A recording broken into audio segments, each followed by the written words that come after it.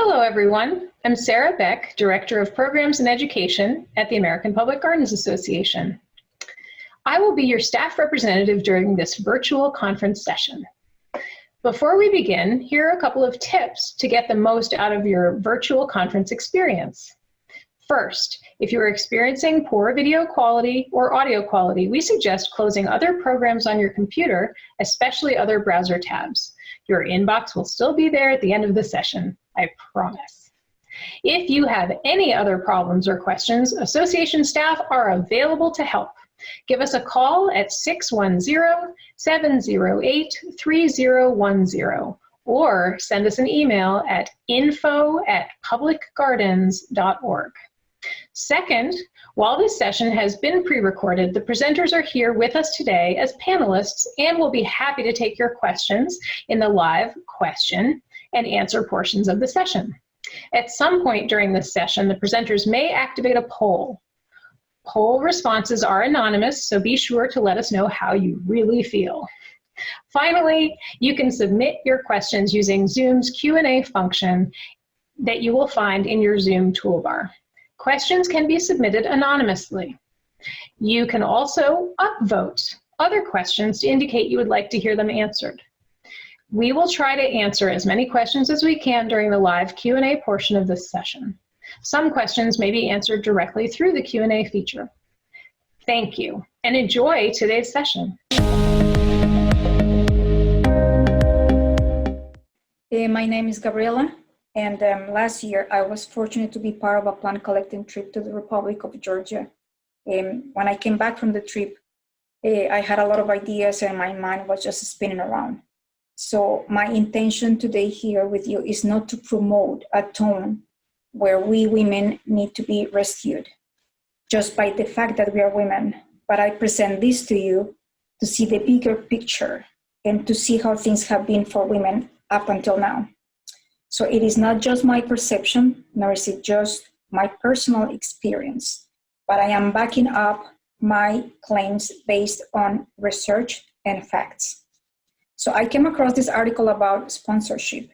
And before submitting my proposal to the APGA, I spoke with several women. Some of them really encouraged me to participate and to do it. And others were kind of scared. Some others told me, you know what, that doesn't really apply to me. So I said, wait, what? It's like they haven't really read all these things that are happening to women. So, and with this, I would like to start my presentation because it's really important. So David White is an English poet and a marine zoologist. So he was a naturalist guide in the Galapagos Island when he was young. So he really writes so beautifully. And when I read this quote, something kind of clicked in me. So when you speak to women, sometimes we feel invisible. So with this quote, I would like to start my presentation. So I want to present a sample in how in different fields women are left behind. The Golden Globes, right? Only one female director in the past 76 ceremonies has been nominated, the Oscars. In its 92-year history as the Academy Award, only one woman has won, Christian Dior. All these fashion houses, men telling us what to wear. So in 72 years of a fashion leading house, they just announced last year its first woman artistic director, Maria Grazia Curie. We have female scientists facing discrimination, unequal pay and funding disparities for their projects. So I was telling you about Christian Dior. When Maria Grazia became the artistic director, she collaborated with Robert Morgan, an American poet and activist who created the slogans, "The sisterhood is powerful and we should all be feminist."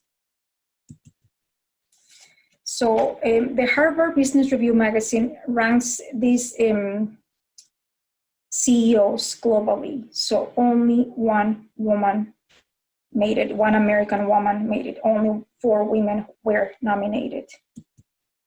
So I found this paper about women who become CEOs get divorced within 3 years as their male counterparts. And it's when women prioritize their careers, they have less time for domestic labor that is often expected of them. So because of that, they just get divorced. It's easier, right?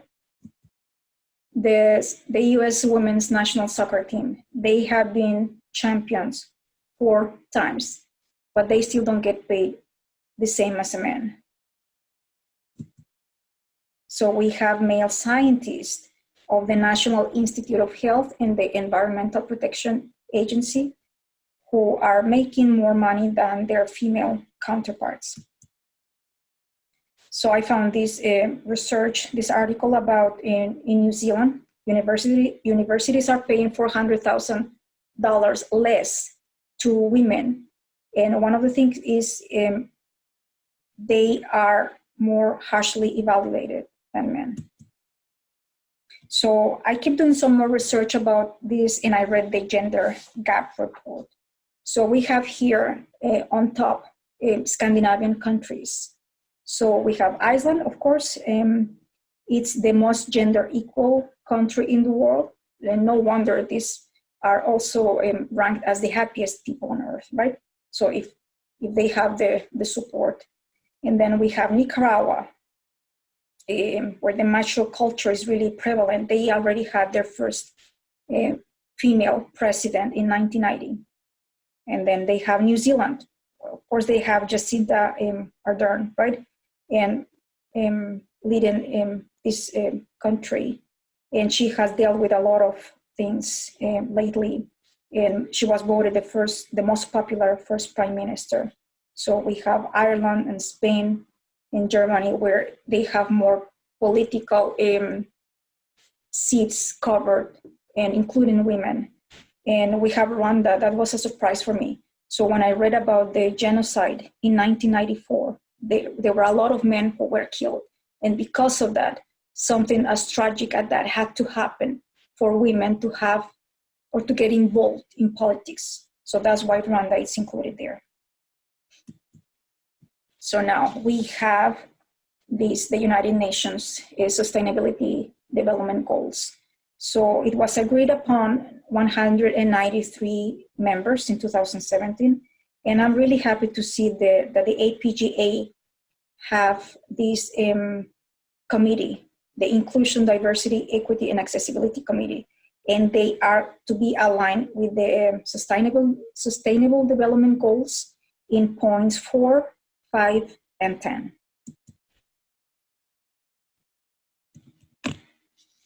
So why does gender inequality persist? Okay, so there are many theories about how agriculture started, right? So women were the first seed custodians, the plant gatherers, and we were the first witches, right? So I don't understand how we were not really included in being part of the first beginnings of agriculture. So there's really no credit to women. They were discovering these cave paintings in Spain and in France. So at the beginning, everybody thought that it was men who were just doing these paintings, right? Well, it's actually women who made it. And these findings overturns decades of archaeological dogma. So the researcher pointed that men and women differed in the length of their fingers. So it just by that they discovered that it was actually women who made these paintings. So we also have that the Natural History Museum in London brags that it holds the world's most important natural history collection. The thing is, they have more specimens of birds and mammals of male than female, and that really is a bias in the natural world. So if you're going to be using that data in your scientific paper, it's going to be biased, so it's going to be wrong. So I like this book of Carolyn Criado Perez. So she has an incredible book about how the world is kind of created, just having the male as the default. and that is really wrong. Okay, so when I started doing some research for my presentation, I found that there was a pattern for the first female explorers, right? They had to be born into the right conditions. So the parents had to have libraries, they had to have the means for girls to really explore that inner curiosity. So they had to be born of wealthy parents, and they had to have the support of the fathers, and when they got married, they had to have the support of their spouses. And some of them used pen names, having sometimes they had to be disguised as a man to gain some kind of credibility. And I found a blog, it was an article from the Arnold Arboretum about a female plant explorer. She was a PhD, and she was paid the same as a janitor, first because she was a woman, and then because she was not a white woman. So they had to be facing racial and gender discrimination. Okay, think for a moment now. How is your team composition? What about your friends, your colleagues at work? So there's really comfort in the familiar, a feeling of connection, right? We are all drawn to homogeneous groups. Well, group dynamics includes the qualities and personality traits of group members. If there are always only men, imagine how the outcome is going to be. So if there's only women, the same is going to be biased. So we have to start incorporating mixed groups, right? Different generation, different skill sets, and we have to start including more women. So some companies have established this diversity training, but a growing body of research suggests that it just doesn't work. So when companies have the diversity training, these human resources sponsored courses are intended to foster diversity and inclusion. But the thing is, all of us are biased. There is this implicit association test that if you can look it up online, you can just take the test. It's really interesting that you think that you are one way, and it turns out that you are actually in a very different way. So we are all biased. So the bias training just doesn't work. So after the companies have this kind of trainings, there's these findings. So the good news is people were more likely to acknowledge discrimination against women. The bad news is it just didn't affect the behavior of men or white employees overall. So these are the two groups who typically hold the most power in organizations. So instead of worrying what people think of something like really deep down, what we can do is to focus on ways to eliminate toxic or prejudiced behaviors. So how can we do that? By sponsorship. Okay, this professor studies how gender comes into play when sponsoring someone. So after the Me Too movement, men got a little bit scared to get closer to women, let alone sponsoring one, right? So, but as male figure prevail in leadership roles, lack of a sponsorship will keep women from advancing. So this professor explained the differences between mentorship and sponsorship. So obviously for the sponsors, this is not really charity work, right? You need to know who's valuable. And it's just not because you are a woman. That is not enough. So sponsors are not really benevolent benefactors. As a protege, you also have to be proactive. So sponsorship is where someone with power in the company advocates on your behalf. And while a mentor is someone who has the knowledge and will share it with you. Okay, now let me show you the impact of women on your teams. So the most diverse the team is, the most creative it is. So there's higher profitability, it's greater client satisfaction. There's a lot of good things that happen when you start including women and when your team is more diverse. So we have the Zoom CEO. So now everybody's using Zoom. So he's a Chinese immigrant, and his net worth today is almost $6 billion. So he embraces diversity, and he attributes his wealth to immigrants and a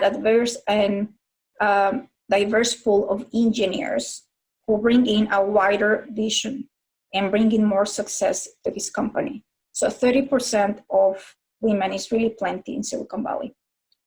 So here we have two more studies where you can see the impact it has when you have more women on your teams. It's like enhanced dialogue, more effective risk mitigation, increased crisis management, and it's a better balance between risk aversion behavior. Now we have the confidence gap, right? So I found this paper where men really have this way of describing their science, right? It's like male use the word novel 60% more than women. The word unique, 44% more. Promising, 72% more in comparison to women. So they really have this confidence that women do not. So when you're asked in a job interview, what are your strengths? Well, it will depend on your gender. So men are more self-assured than women. So we need a little extra gentle push from men at times. Now we are very judged, very different. And we can see also the expertise trap. Our expertise shows up as polarity, right? So we think that there's only a right way and a wrong way of doing things. And we believe the expert's way is the right way, right?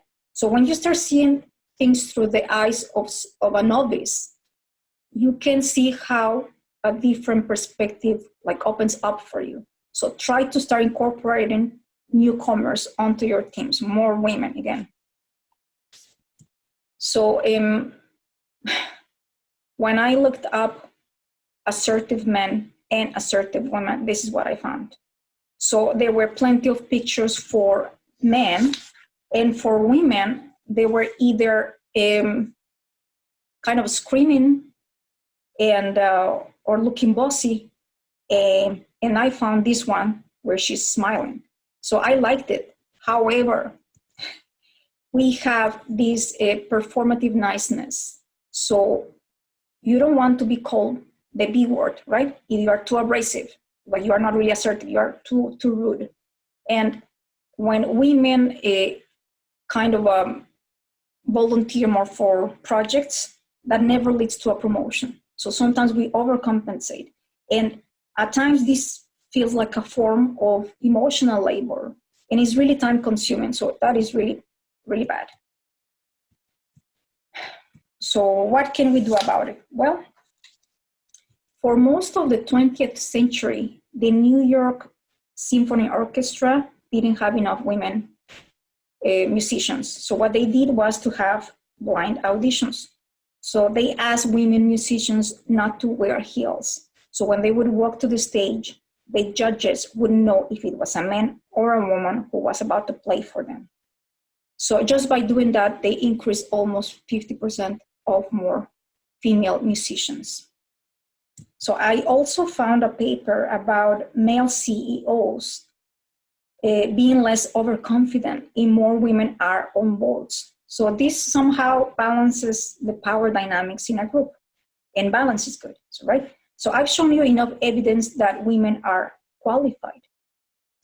So you can start paying them more, including them more in your teams, right? However,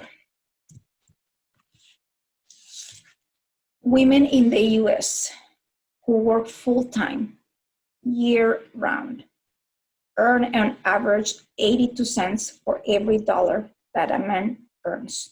This is according to the Census Bureau. So women of color their worst, they would make 62 cents on the dollar, and the Hispanic women, 54 cents. So being on this category, we suffer the double pay gap.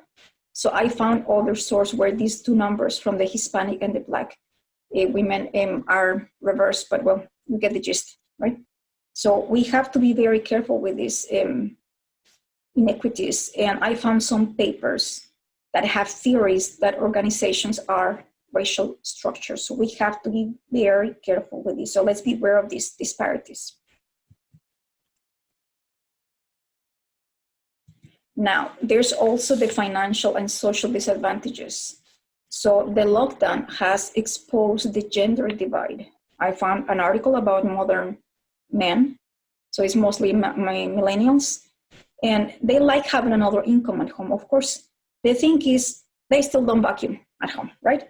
They still don't do as many things as women do at home. So I looked up pictures about women working at home and again, men working at home, and look at differences here. So there's a surge in mental health issues. Women are nowadays chronically tired, and more if they have children. I mean, of course, they have been doing a lot of things, and because of that, there has been a drop in academic papers submitted by women. And in comparison to men, that increased. So a lot, it has to do with cultural expectations. And because of that, there has been all these discrepancies with works. Another thing is women carry more debt than men. 42% of women have more than $30,000 in college debt in comparison to 27% of men. So with men earning more money, well, we start with the disparities, right? You can affect, I mean, that really affects your credit score and all that entails. So bringing in long-term consequences.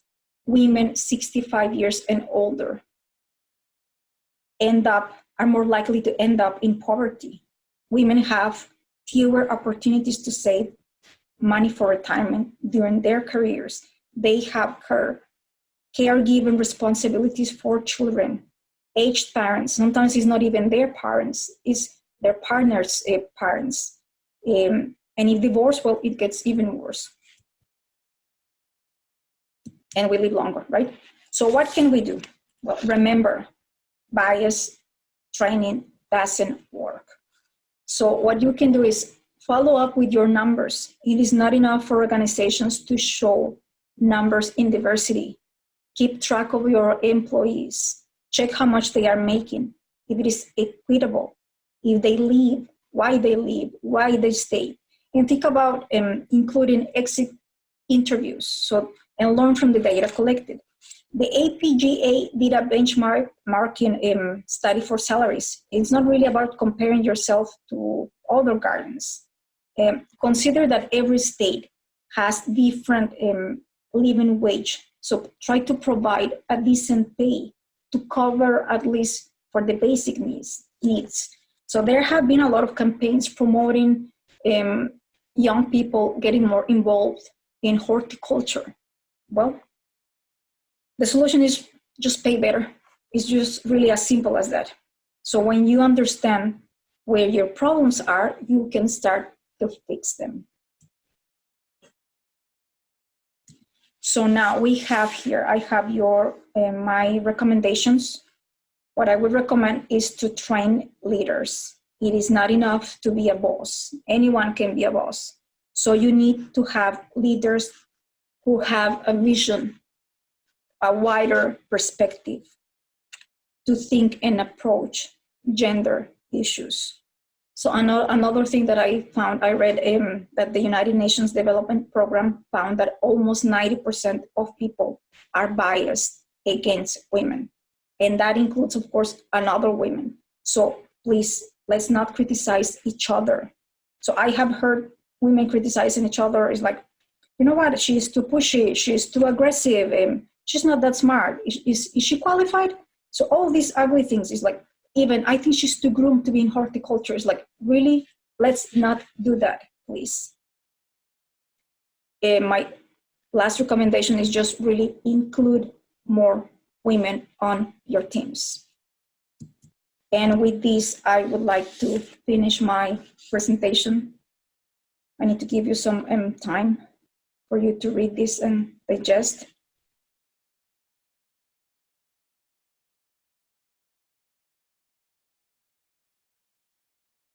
And last, I would like to thank my sponsors. So Boyce Tankersley, he gave me my first plant job in the US, and he had nothing more than my resume and my work experience as a volunteer, and he hired me.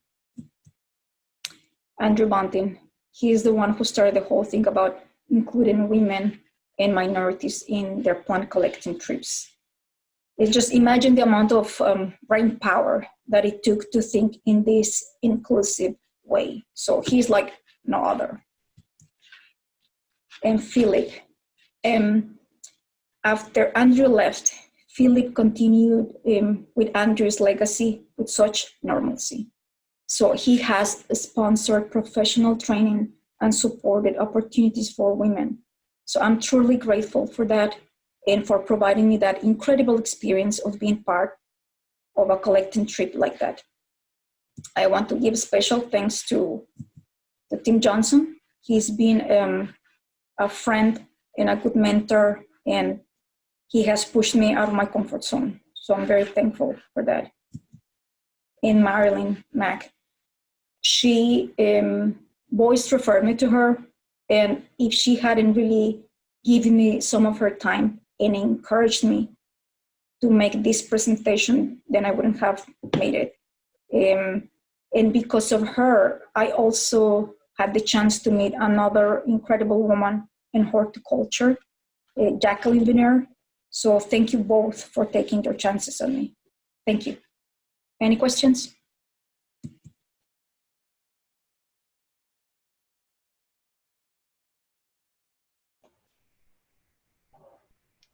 Thank you so much, Gabriela. Gabriela, can we bring you up for a moment to say hello to everyone? We're about out of time, and I want to thank Gabriela so much. Oh, I think she's coming on. Hi there. Thank you so much. That was such an incredible talk. I'm so sorry that we're so close to the edge of our time today. I know a few people were able to get on and ask some questions. This is just such important work and such an important topic. Thank you so much for a really powerful session today. Thank you for having me here. And if you have any questions and there's not enough time, you can reach out to me. I have my profile in the app, or just look me up. At the end of the slides, I have all the resources just in case you want the quotes or the articles and books that I read in the reports. Thank you so much. You may also use the attendees, you may also use the discussion board that is on the conference platform as well to continue this conversation. So I hope a lot of folks keep the conversation going. So again, thank you so much to Gabriela. I'd like to also thank Kittleman for sponsoring the Leadership, Innovation, and Advocacy track for this year's conference. You can learn more at kittlemansearch.com. Please stay tuned, everyone. We're going to have some fun short videos from garden colleagues around in places that you're probably missing getting to see. We've got an informational video from the United States Forest Service, and don't worry, there's plenty of time. We will also be enjoying our Celebrate Design today at 3:50 p.m. Eastern Time. Thanks so much for coming. And thanks again, Gabrielle. Thank you. Thank you again.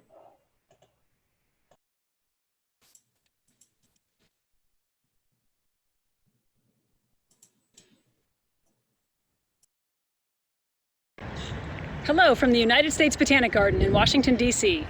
Hello from the Elizabeth River Project. And Paradise Creek Nature Park in Portsmouth, Virginia. Hi from the Stump Prairie Garden on the Atlanta Beltline. Hello from Denver Botanic Gardens. We love our community of public gardens and wish all of you a great conference. Greetings from Bok Tower Gardens in beautiful Central Florida, where we're recrafting our garden and looking forward to seeing you all in person next year.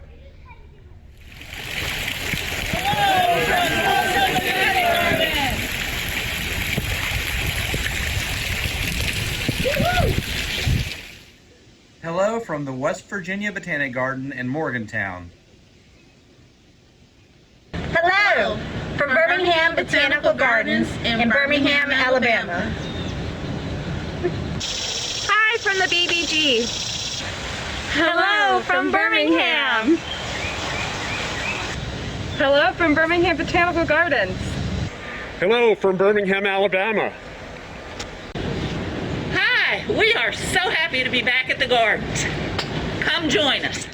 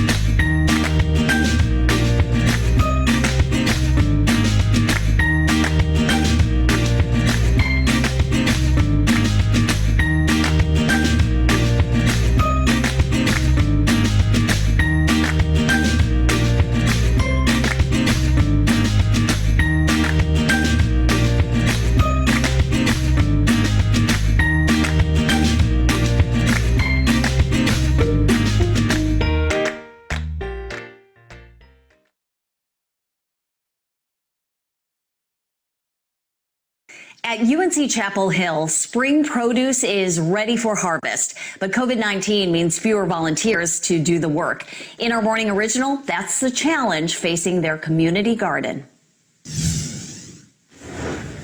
The COVID-19 pandemic caused a big challenge for leaders of this Carolina community garden. This has probably been the best spring we've had in years. And so it's like, oh, we have all this food. What can we do with it? Garden manager Claire Lorch says due to pandemic safety concerns, regular community volunteers are not able to bring in this spring bounty. We've got spinach, Chinese cabbage, green onions, carrots, radishes, collards, kale. Now they depend heavily on medical student volunteers like Madeline Hamilton and Lexi Betancourt. We're, trying to find ways, other than being in the hospital right now that we could try to help out kind of locally.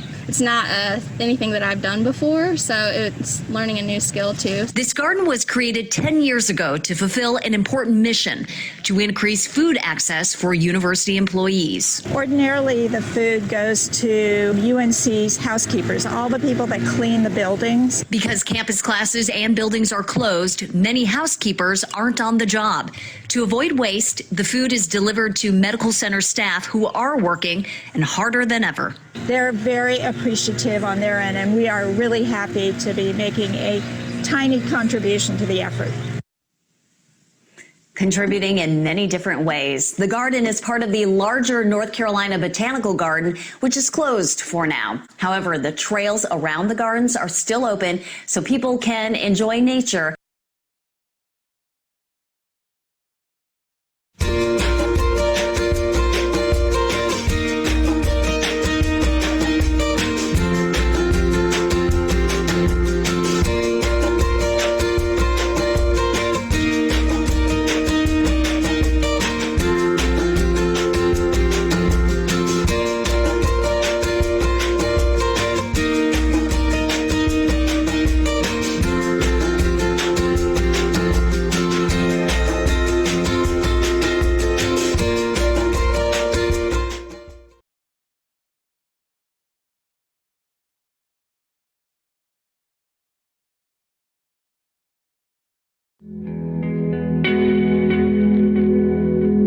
The Curlew National Grassland is within the sagebrush steppe community type, which is a huge concern to our partners, the BLM and others. Doing a project like this here makes it where it's on Forest Service lands with the Rocky Mountain Research Station researcher, but it applies to a huge area that may not be a lot of the National Forest Service system, but it is within the sage-grouse habitat area where we manage. And so on the Curlew, what we're doing is testing the concept of forb island plantings. Forb islands are areas that plants can spread from, and so you can treat a smaller area, but maybe actually are able to treat a larger area by both the interaction with the pollinators that come in to be on those plants, and then also those plants can serve as a seed source for further population growth.